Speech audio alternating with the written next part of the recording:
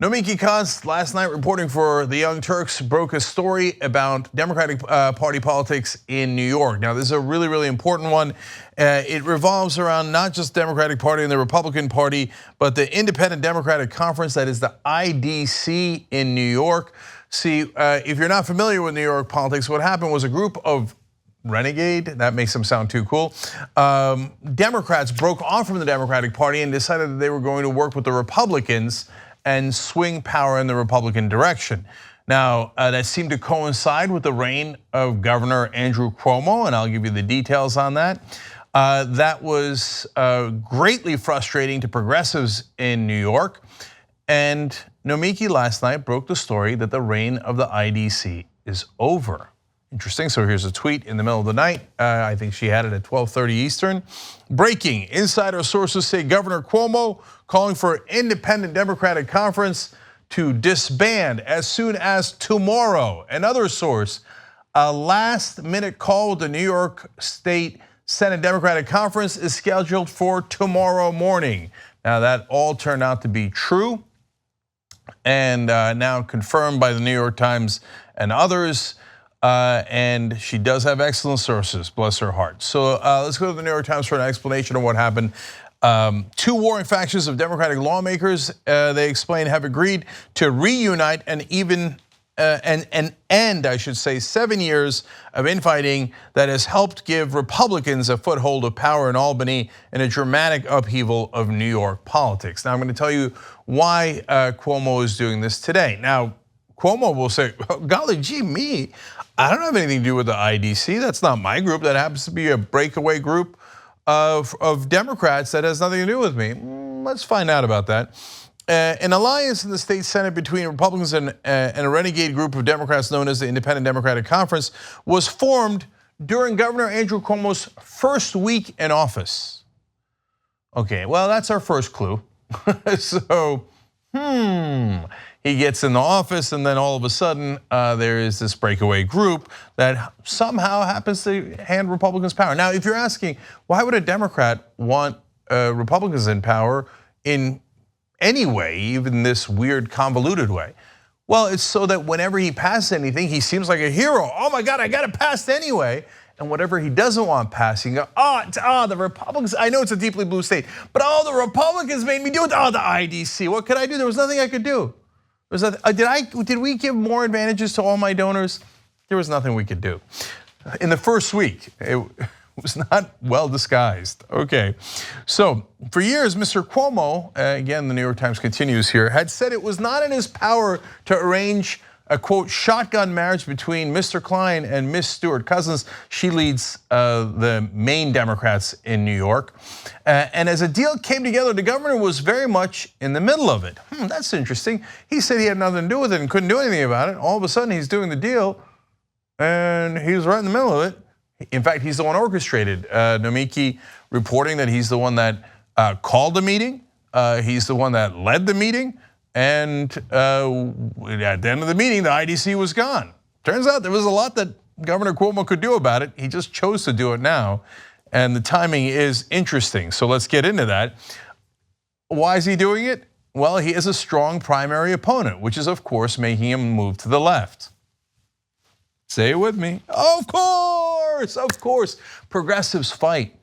Even if you don't win elections, it forces Democrats pretending to be progressives to actually take more progressive positions. This happened last time when he was running as Zephyr Teachout too. He moved to the left on a number of issues, and here he goes again. Now Cynthia Nixon is running against him, and she's not buying it. She says, if you've set your own house on fire and watched it burn for 8 years, finally turning on a hose doesn't make you a hero. Well, I kind of love that quote. That's a strong, powerful quote. Now, speaking of Zephyr Teachout, she's now working with Cynthia Nixon on her campaign, which is, by the way, unity. Democratic establishment, that's how you actually do unity.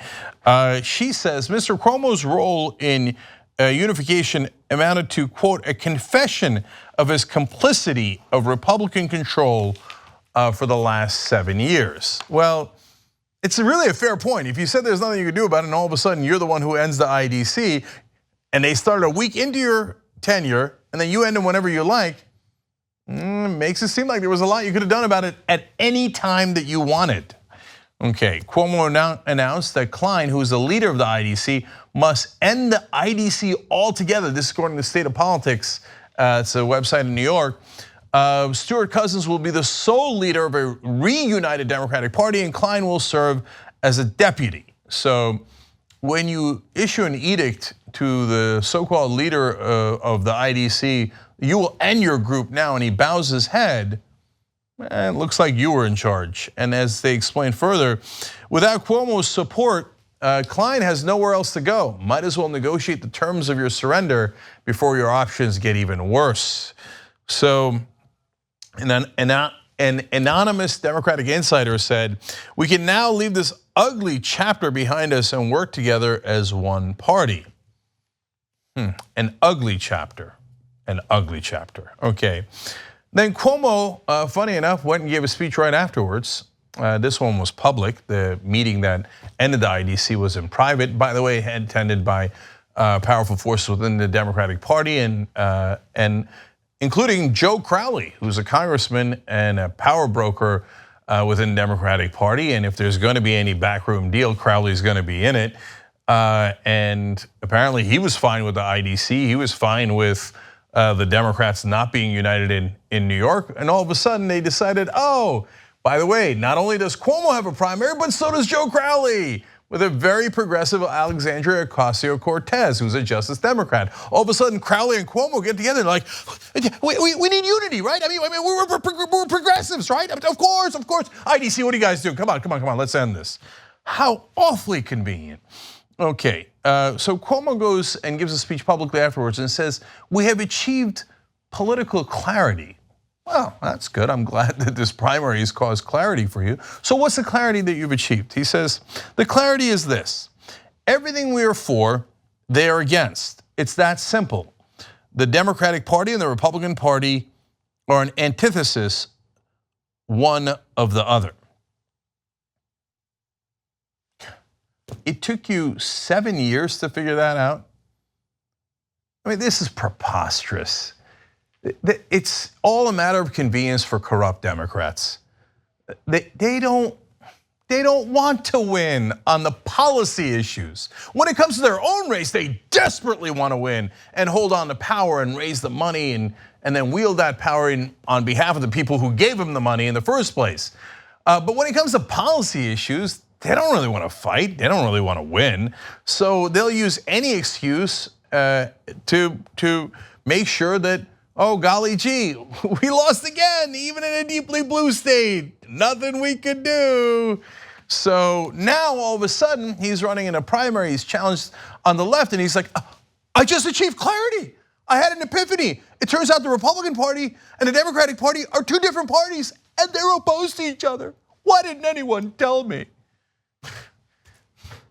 Pathetic. Now, one last piece of curious timing here. Well, they have a kumbaya moment, and the Democratic Party is reunited in New York. Well, I guess it looks like from the facts here that Cuomo could have done it anytime he wants. Why did he do it on this particular day? I mean, Nixon announced her candidacy recently. Obviously, that's a huge part of it. That's the main part of it. But listen to this timing. The deal, we go back to the New York Times here. The deal comes less than a week after lawmakers passed a $168 billion budget, a spending plan, Ms. Teachout noted, in which Ms. Stewart Cousins had been excluded from the negotiations. So the leader of the Democratic Party, not included in obviously in the legislature there, not included in the budget negotiations. The Republicans are there, the IDC is there. They make a budget that is, again, on behalf of the donors. What a wonderful coincidence. The donors keep catching these lucky breaks. And then right after they're done with the budget, then Cuomo turns around and goes, I ended the IDC. I mean, I never had any control over it, but I ended it. I should get credit for ending it, but I should get no blame at all for starting it in the first place and maintaining it for 7 years. What a bad break. We already spent the money. And so now the Democrats will not have any real power, the progressive Democrats at least, will not have any real power in how the money is spent. all these weird coincidences surrounding Andrew Cuomo. Are we really having a conversation about whether he's a progressive? Look, these machinations might work to get him some endorsements, and he has a giant name recognition advantage, we realize that. But as I said on the day that Cynthia Nixon announced, she's got some name recognition too, and she's a strong progressive. And the country and the state of New York are in a progressive mood.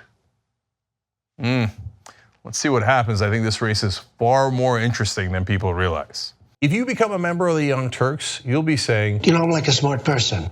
So do it right now, tytnetwork.com/join. Get the whole Young Turks show every day.